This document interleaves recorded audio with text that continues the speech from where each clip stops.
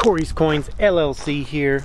I wanted to do a update with you guys because we had to do a 400 amp service upgrade on our property, simply to be able to upgrade the solar to the biggest system we could possibly put on the property, which I wanted to kind of go through that process with you real quick, because it is, you know, a long process, and a lot of people think you can just put like a giant solar system on your house or whatever and you don't have to worry about anything else, but it's not actually the case. So basically behind me, this used to be power cables that were powering the main panel on the house, which was 200 amp service. The panel on the house was 175 or so amps. And what happened was, crazy dogs, we had to get 400 amp service out here. So what we ended up doing, well, what I ended up doing was I got the permitting done and a planner out here from San Diego Gas and Electric, which took months and months of an application process, then getting them out here, and then city permitting.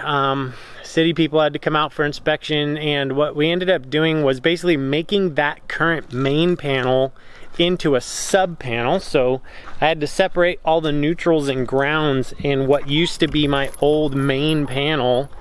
And what we ended up doing is adding a giant 400 amp panel right here on the 30 by 60 steel building. So this all had to get ran.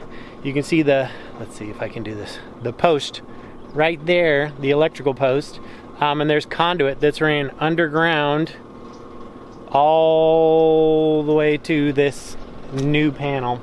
And inside this new panel, we have some gigantic 400 amp service wiring. And basically, the wiring that was going to the house up here was going to the house all the way to the other panel. Now that wiring comes off the street, goes to this post, converts to the larger gauge wiring, goes down the conduit underground and to this new panel.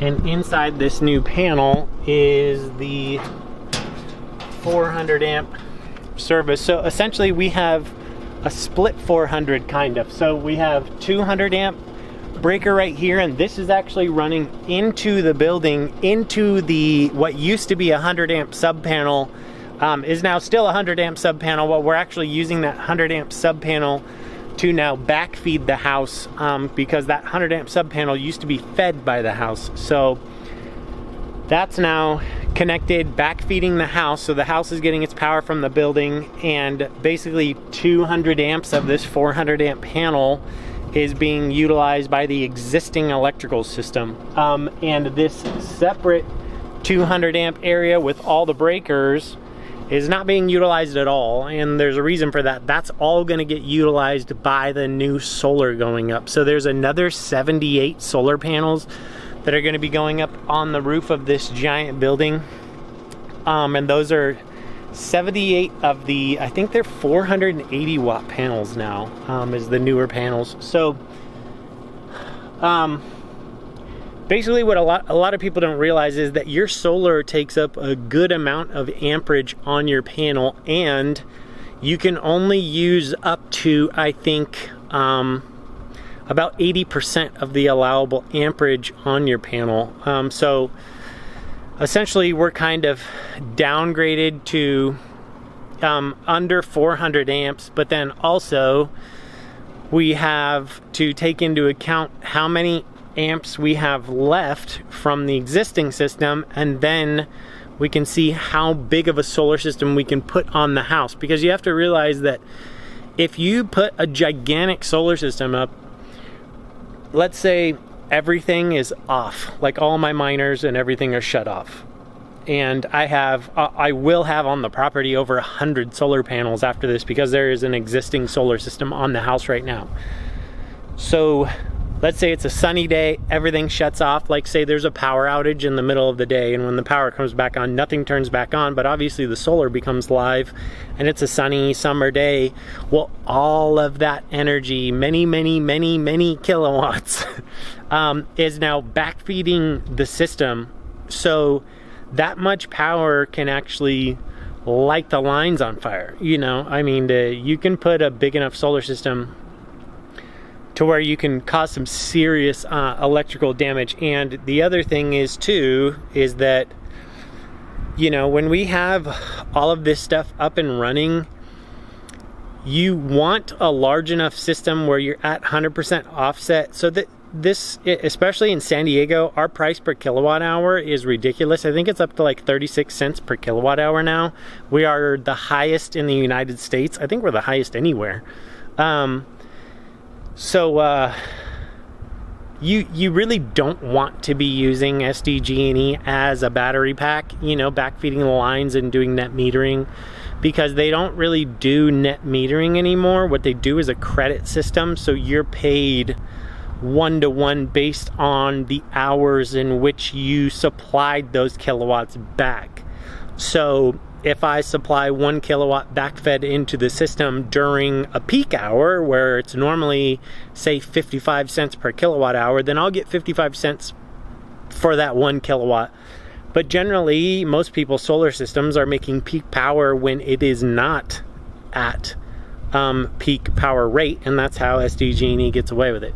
So, you know, they just kind of say, oh, well, it's not our fault the sun's not out during peak power. It's like, well, yeah, you guys are the ones who make these peak power times. So, or peak usage.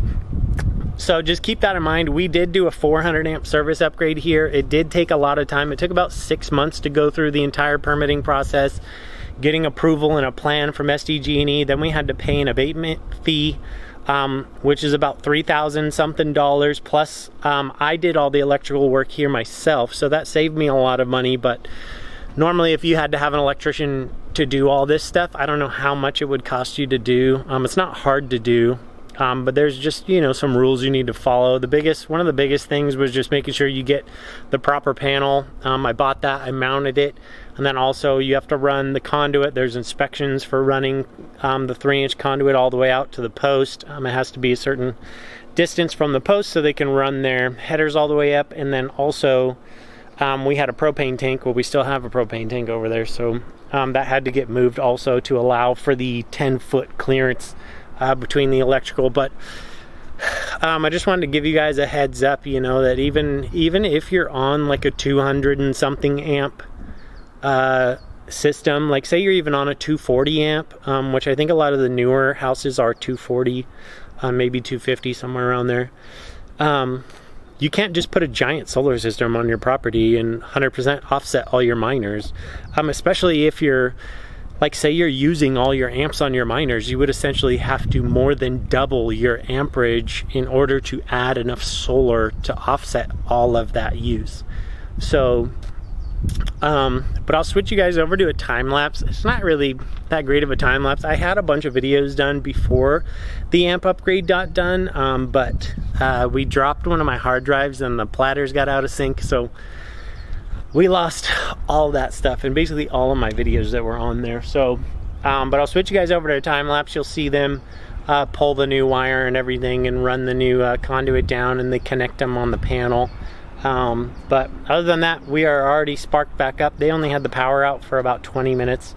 And then I did all the wiring in the building to feed the sub panel. And then I just did some testing to where I basically turned everything on inside the house, like the heater full blast, the oven on broil, the dryer full blast also, just to put that system under load to where I could make sure nothing was getting hot, because we are pulling, you know, a good amount of power, a decently long distance underground now. But I ran large gauge wire when I did all the wiring for the building here. So hopefully you guys got something out of that video. Make sure to check out some of our other videos, and I'll be doing updates as we go along, as we do the solar, and I'll show you guys kind of how that's generating and what we're offsetting, also how many miners we can run, this and that. So pretty cool. Hopefully you guys like it. Check out the time lapse.